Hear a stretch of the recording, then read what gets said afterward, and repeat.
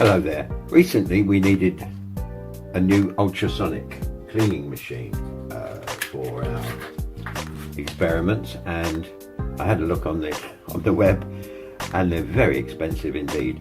So we decided that we would buy the components and put the machine together ourselves, which is probably good because I can build one exactly as we like. I had to look for information on how to build, and there is very little. So it's a question of gleaning bits and pieces from here and there on the web, but I decided that we can handle this job since we bought a pre-made circuit board, which I'll come to that in a moment. But right now what I'm doing is cementing the transducer. This is the part that actually makes the ultrasonic vibration onto the tank,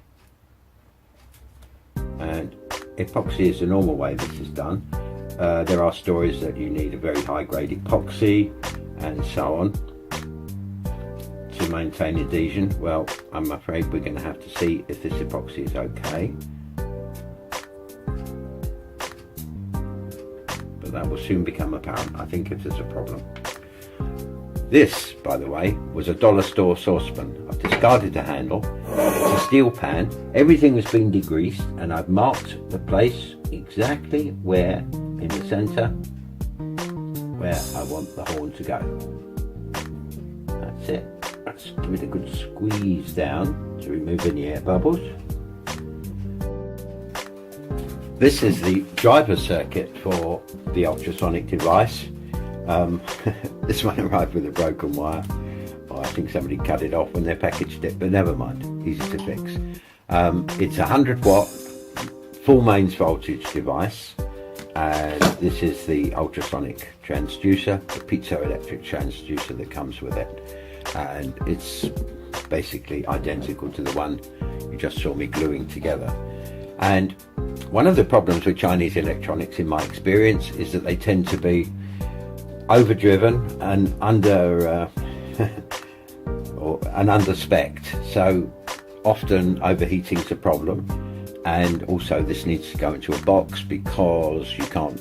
It can be a wet and messy business, ultrasonic. So obviously it wouldn't do to have water poured all over it. So I'm going to use a box like this, a little dusty, forgive me, which is a perfectly standard plastic equipment box, easy to cut and easy to drill, and it will comfortably hold that, but it's going to need some cooling. So I'm going to fit a fan and some proper terminals outside for connecting the various things up, so we don't have too many straggling wires everywhere. Here's the circuit board you saw earlier, mounted in the box, and I've mounted the terminal blocks, but I haven't, as you see, finished wiring it up yet. No, that's not a big job. All the holes are drilled, ready to go. If you look underneath, there's this, which has two functions. It keeps it off the bench a little bit, which is good in case you spill anything on the bench, and I often do. But also through there, I think you may be able to see it, there's a hole which allows air to flow out from inside the box, because the box has been fitted with fan cooling, and here we have a little computer fan, and also a 12 volt transformer to run it, and also this is connected to a little LED, a pilot LED, which will stop me forgetting it's switched on, possibly.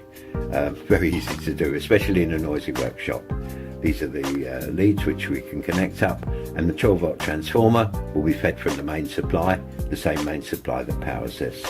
I'm going to bring out the horn leads to this, which is something I made earlier, which is a stand, as you see, and the transducer horn, as supplied, drops down into there. Here we are, like so. This one has the terminals on. I can fit it in from underneath, however. There, the transducer horn fits there, the pan goes on there. Okay, all connected up. Time to see how well this works, I think.